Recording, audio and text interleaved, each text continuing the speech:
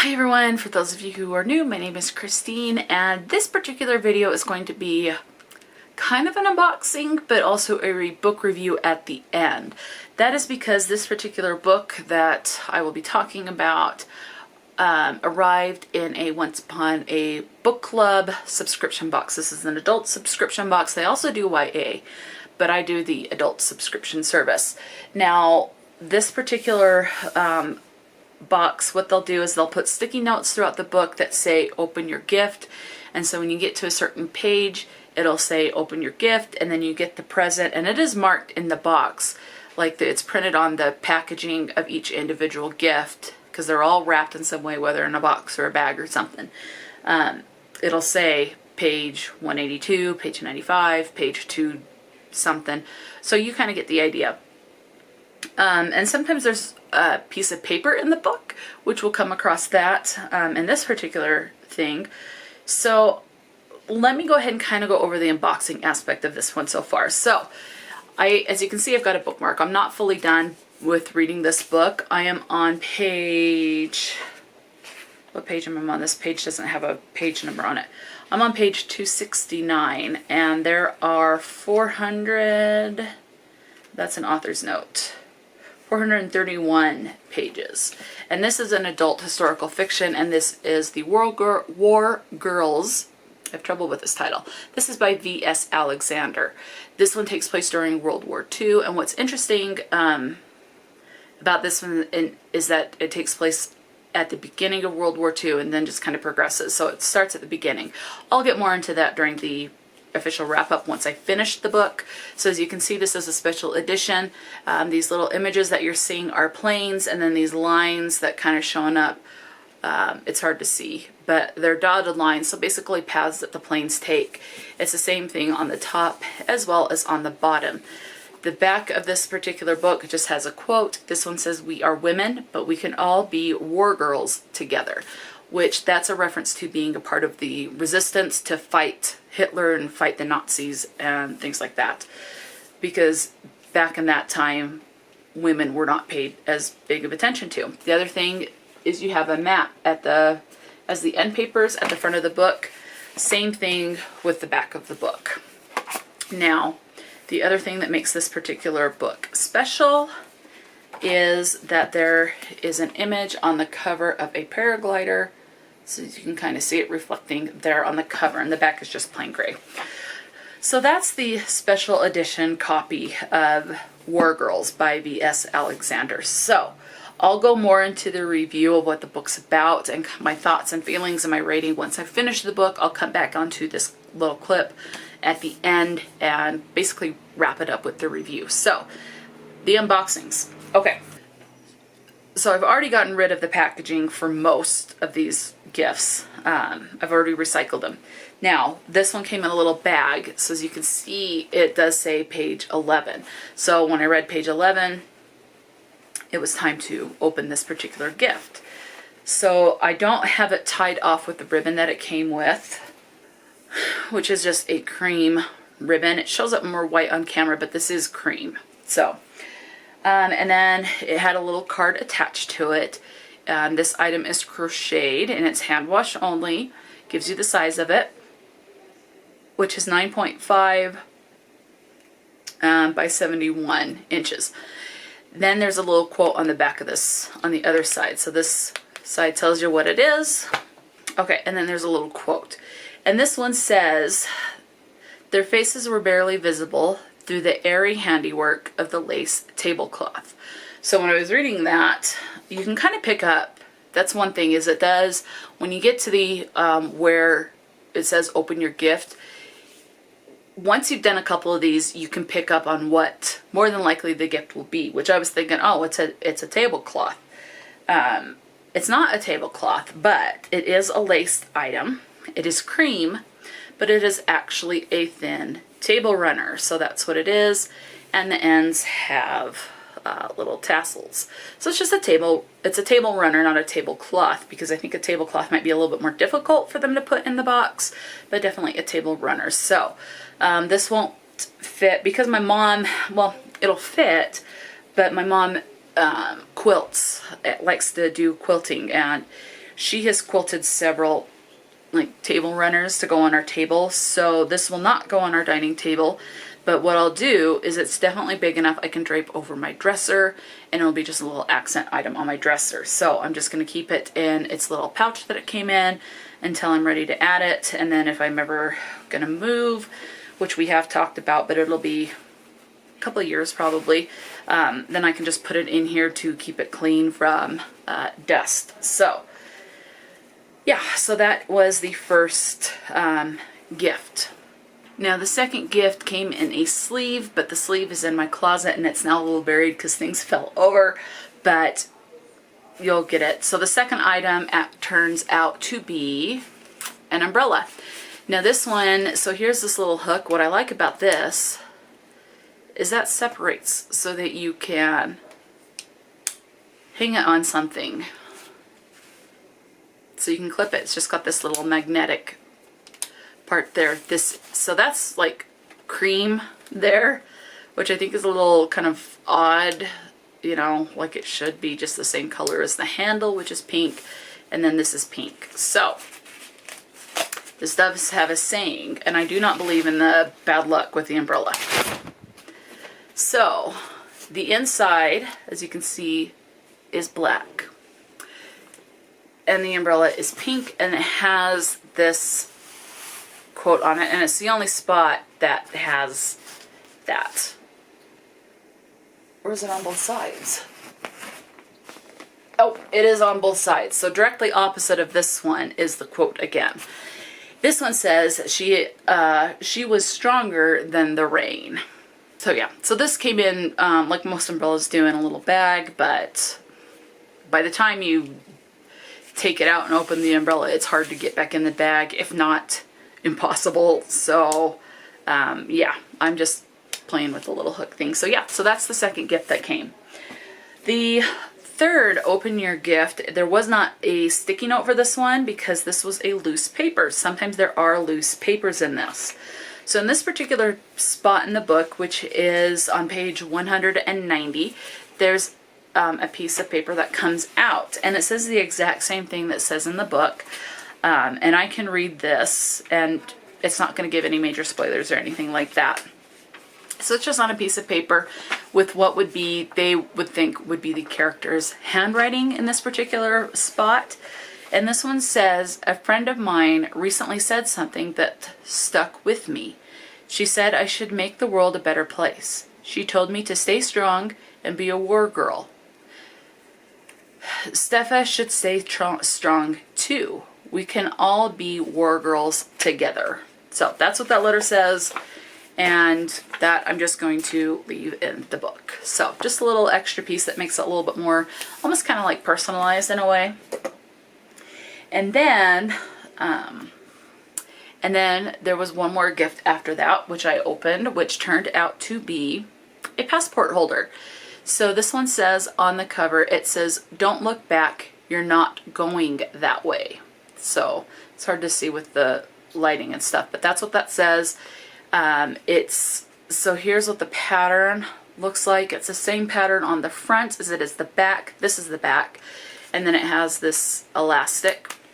And so then you open it up and you can just stick your passport. There's not a pocket for the passport. You just set it in here, and then here's a little pouch where you can put cards. So major credit cards or your state issued ID or something, or government ID or whatever the case is, but it's a passport holder.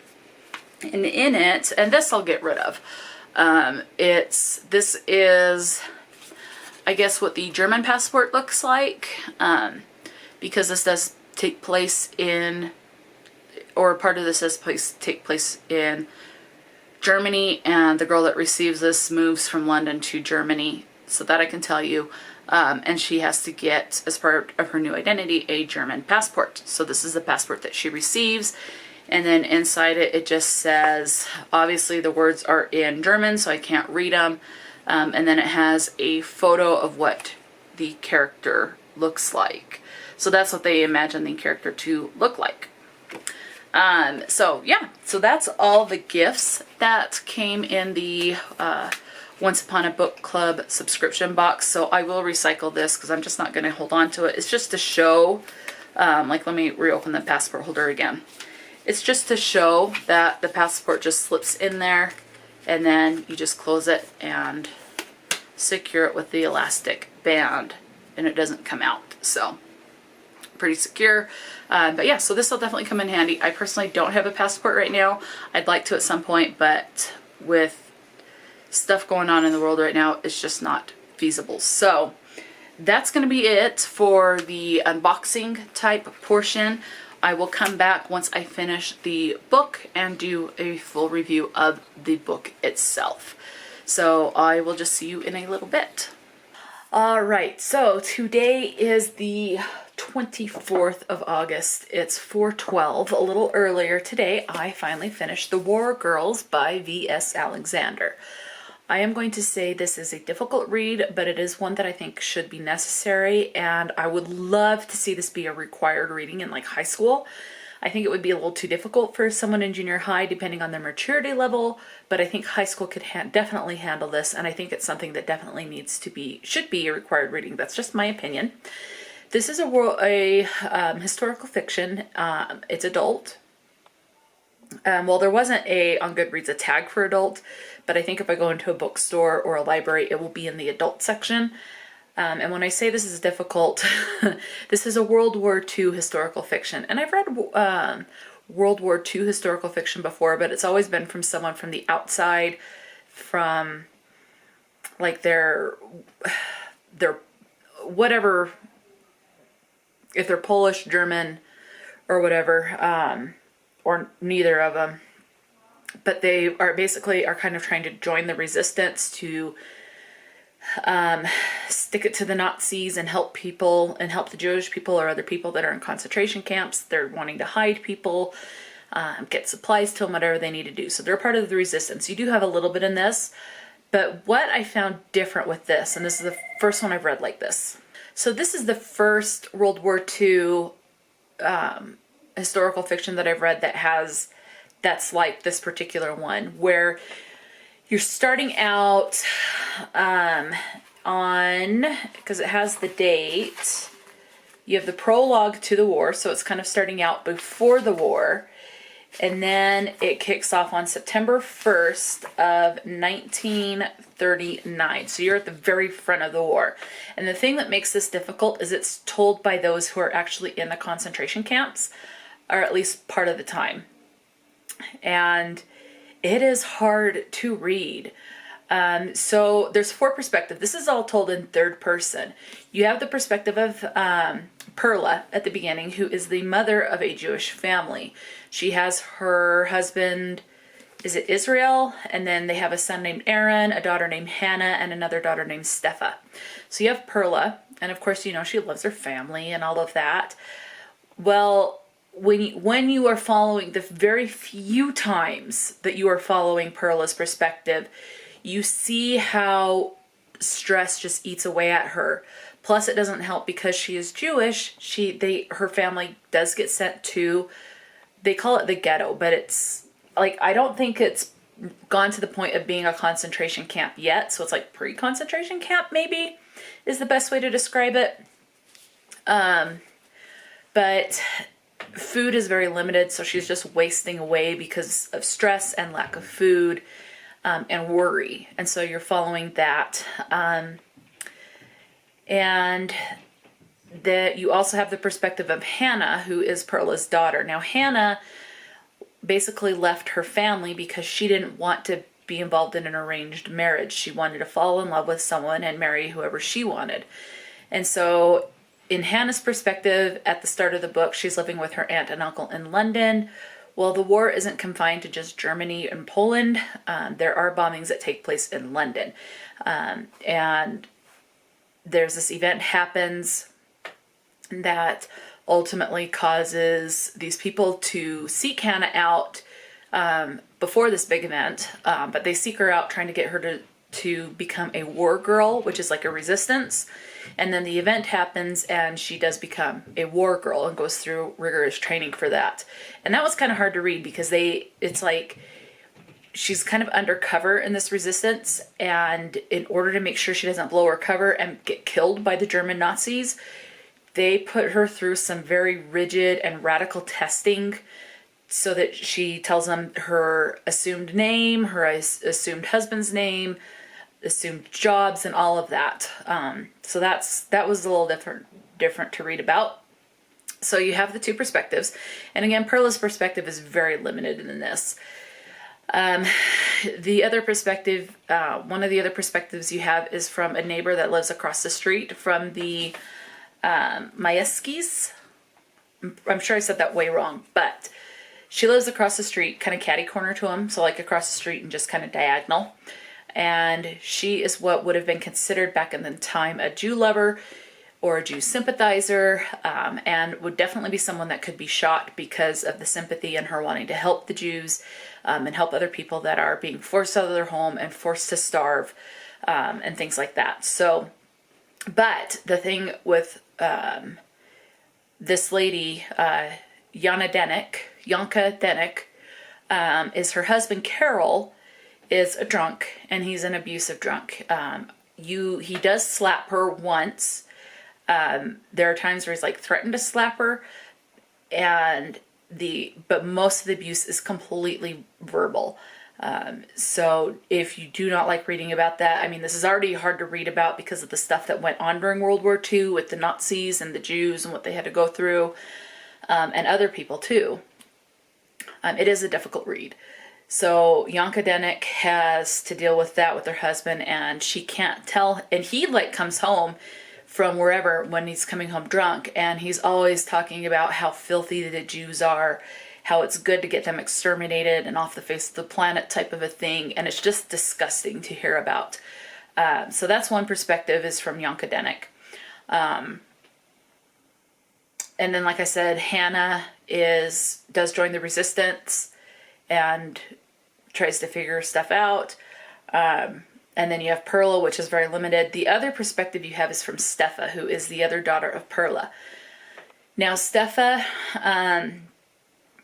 does get transferred to it's called the ghetto in the book, with her dad, her mother, and her brother.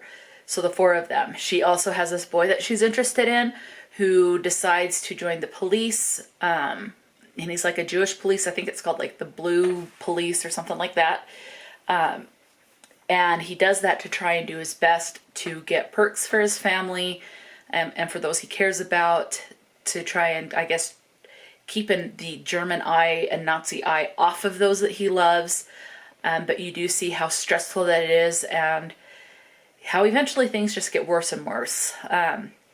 So with Stefa, there are some really hard things. There's this one spot where they go into this religious sanctuary or building, and it has pools of water. I think it was like a pool house type of a thing.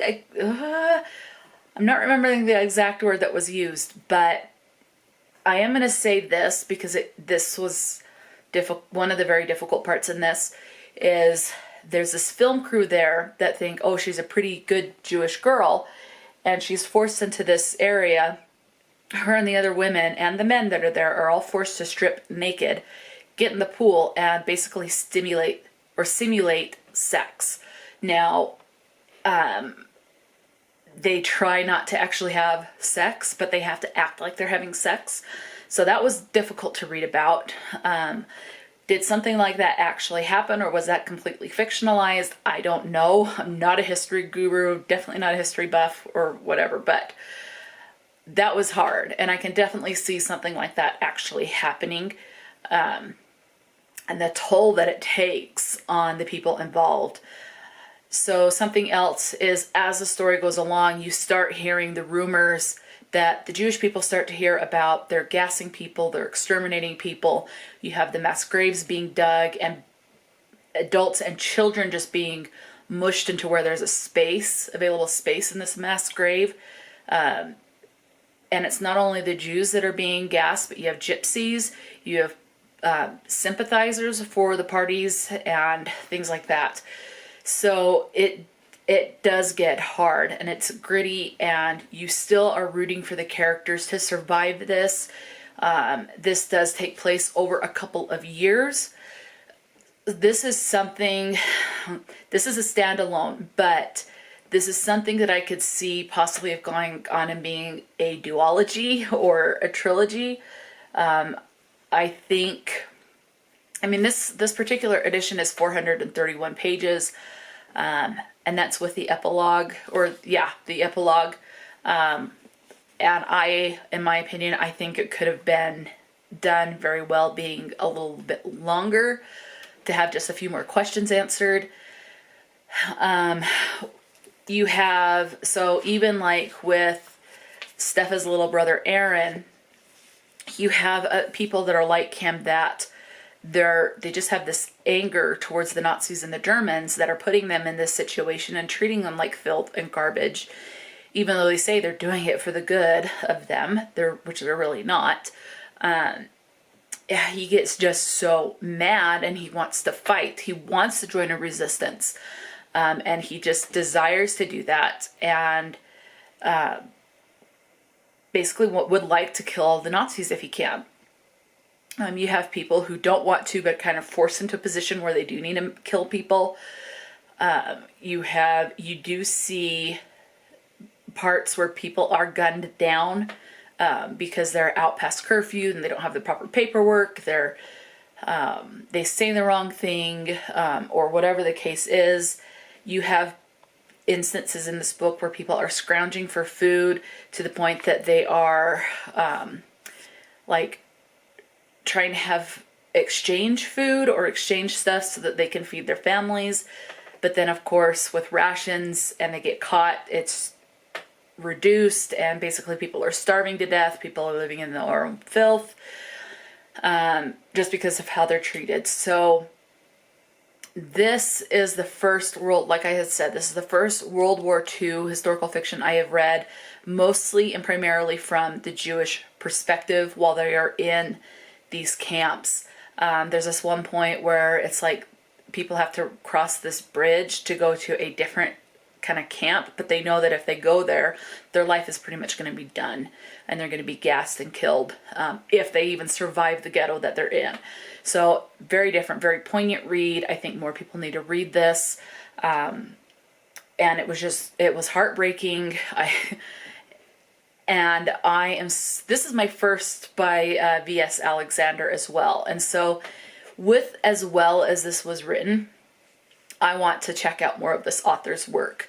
This, like I said, was told in third person. This was not flowery. It was blunt and to the point, but it was not choppy. So it was almost smooth in its delivery. And it was just a difficult delivery. So I am glad it was not very flowery. I think that if it was very flowery and poetic writing, it would have been inappropriate for the type of story that is in this. So that's really all I can say without spoiling a bunch of stuff.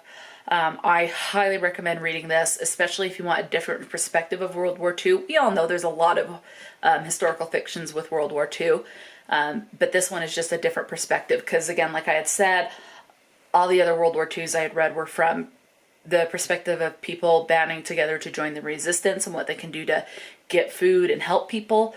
But you have one person that's, again, from the perspective of the resistance, and that one person who grew up Jewish, or who is Jewish, is seeing her family in the concentration camp and wants to help her family.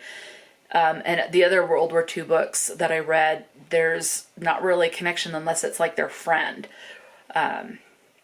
that's being treated horribly by the Nazis. So it was refreshing in a way to get a different perspective, but still just be cautious going in. It is a difficult read. Got to make sure you're in the right frame of mind to read this. Otherwise, it's going to be even harder to read. But this is something, like I had said, I would love to see this be a required read in high schools. I think this is something that can spark a lot of discussion for a bunch of groups. And in this particular edition, there is a list of questions that you can have or that you can discuss. So there are discussion questions. It's like, could you have gone through the training that Hannah did to save her family? And so there is a page of discussion questions, just 10 questions, which I think it was really good to have that too. definitely thought-provoking. So again, just make sure you're in the right headspace. So that's going to be all that I can say for the review of The War Girls. So again, this was, I know I keep saying again and again, I'm sorry for that. But this was a Once Upon a Book Club selection. So this is a special edition book. But that's not going to change the content of what's in here. It's just going to change the look of the book. Obviously is changed because it's a special edition. But this, I want to say, is the best book I have ever received from Once Upon a Book Club. They've had good books before, but so far this is the absolute best book that I've received from them. So I hope they do more stuff that can be very thought-provoking in the future. But obviously it'd be nice to have some just kind of light and fluffy, or something that's palate cleansing, I guess, to speak, but you know. So yeah, so again, highly, highly recommend. I can't recommend this book enough. I would love to see many more people talk about this. I have never heard a review on this, and so I would love to see a lot more people read this book. So let me know if you have read this, or if you have read any other work by V.S. Alexander, and what your favorite book by this author is. If you have read other books by this author, definitely let me know. If you have any other comments or whatever, or you just want to chit chat, just talk to me in the comment section below. Until next time, stay true to yourself and enjoy a good book, and I'll talk to you later.